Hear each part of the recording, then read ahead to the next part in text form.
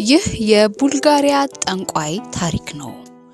ባባ ቫንጋ በቀጣዩ የፈረንጆች ዓመት 2025 ምን ይከሰታል ብለው ተነበዩ። ታዋቂዋ የቡልጋሪያ ጠንቋይ ሶሪያ በአሸናፊዎች እጅ ትገባለች፣ በምስራቁ ምዕራባውያንን የሚያጠፋው ሶስተኛ የዓለም ጦርነት ይጀመራልም ብለዋል። ከ28 ዓመት በፊት ህይወታቸው ያለፈው ባባ ቫንጋ እስከ 2030 ድረስ ዓለማችን የምታስተናግዳቸውን አበይት ክስተቶች ተንብየዋል። ቫንጋሊያ ፓንዲሻ ጉሽቴሩሻ ወይም በተለምዶ ባባ ቫንጋ እየተባሉ የሚጠሩት ቡልጋሪያዊ ጠንቋይ አዲስ ዓመት ሲቃረብ የመገናኛ ብዙሃንን ትኩረት ይስባሉ።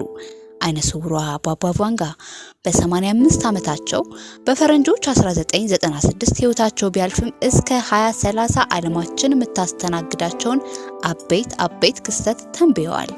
አሁንም ድረስ ይነሳሉ። በ12 ዓመታቸው የአይን ብርሃናቸውን ካጡ በኋላ የወደፊቱን የመተንበይ ብቃት እንዳዳበሩ የሚናገሩት ባባ ቫንጋ የመስከረም 11ን የኒውዮርክ መንትያ ህንጻዎች ጥቃት፣ የሶቪየት ህብረት መፈራረስና ካንሰር የተባለ በሽታ ቀጣይ ስጋትነትን አስቀድመው ተንብየዋል። ከ16 ቀናት በኋላ በሚገባው የ2025ም በዓለማችን የሚከሰቱ ዋና ጉዳዮችን ከህልፈታቸው በፊት ተንብየዋል ብሏል ዴይሊ ታር በዘገባው። የአውሮፓ ጥፋት ባባ ቫንጋ የፈረንጆቹ 2025 ምዕራባውያንን ክፉኛ የሚጎዳ አስከፊ ጦርነት የሚከሰትበት መሆኑን ተንብየዋል። በሶሪያ ጉዳይ አስቀድመው ተናገሩት የተባለውም የቡልጋሪያዊቷን እንስት የመተንበይ ችሎታ በጉልህ አሳይቷል።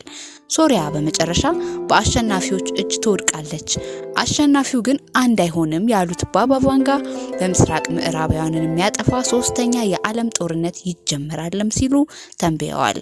ከዩፎ ጋር ግንኙነት ባባ ቫንጋ በ2025 የሰው ልጆች ምንነታቸው ከማይታወቅ በራሪዎች ወይም ዩፎ ጋር ግንኙነት ይጀምራሉ።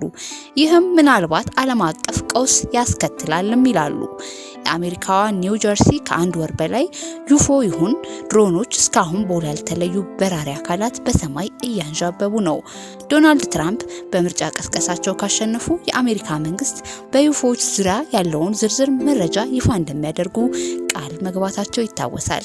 የትራምፕ መመረጥም የባባ ቫንጋን ትንበያ እውን ሊሆን እንደሚችል አመላካች ነው ተብሏል።